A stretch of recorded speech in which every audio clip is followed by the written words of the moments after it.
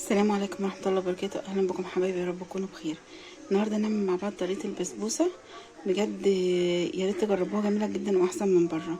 عايزة بالمج العادي بتاع البيت ده 3 مجات سميد اللي هو بتاع البسبوسة، او كيس بسبوسة ده او ده. وعايزة معلقتين سمنة، مينفعش زيت.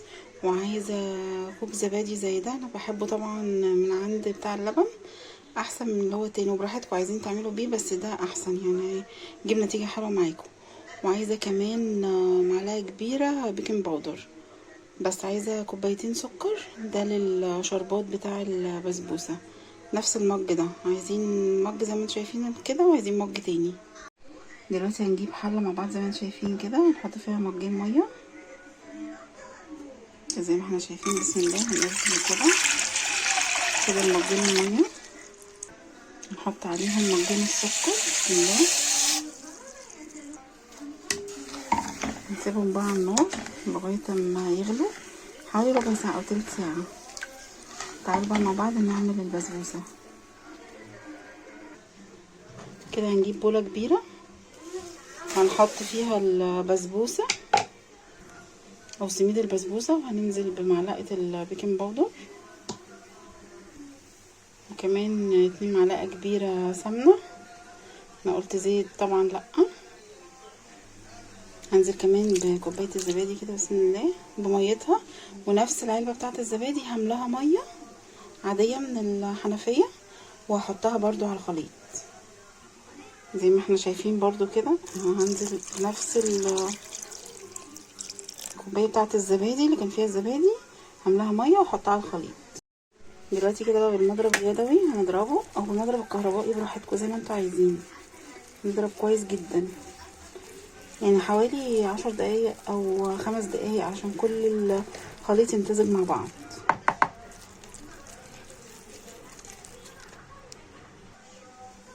انا حابه اقول لكم برضو، اللي عايز ينزل بمعلقه جوز هند كبيره عادي ينزل بيها، اللي حابب البسبوسه بجوز الهند يعني. كده زي ما احنا شايفين خلاص كده الشربات كده، بصوا بيبقى نفس التقل ده كده، تمام خلاص. كده هنطفي عليه بقى.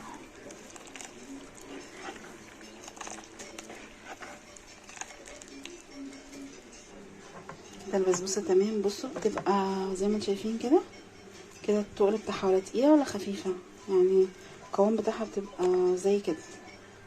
دلوقتي بقى نجيب صينيه دهنينها سمنه، ونحط فيها الخليط كده زي ما احنا شايفين. جبت صينيه مقاس 28 ودهنتها بالسمنه. دلوقتي بقى هنزل بخليط البسبوسه عليها زي ما احنا شايفين كده، بسم الله.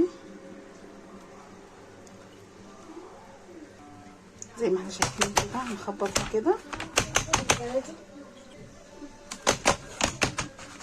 عشان كل الجنات تتساوي مع بعض كده. بقى دلوقتي اكون مولعه الفرن بقالي مثلا 5 دقايق على 180 درجه حراره. دلوقتي بقى احط الصينيه على السلك بتاع الفرن، يعني حوالي ربع ساعه او تلت ساعه. بس ابص عليها بعد ربع ساعه، اشوف لو الوش خلاص احمر يبقى خلاص هطلعها. وكده البسبوسه زي ما احنا شايفين كده طالعه مرمله وجميله زي بتاعت بره بالظبط. دلوقتي بقى هنسقيها بالشربات ونسيبها تهدى شويه، بعد كده نقطعها. بسم الله. احنا عارفين طبعا الشربات بتاع البسبوسه بيبقى خفيف،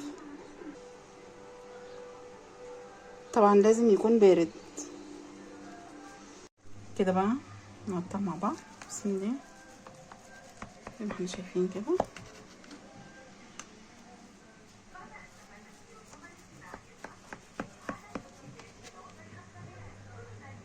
كده زي ما احنا شايفين بقى نطلعها كده، بسم الله.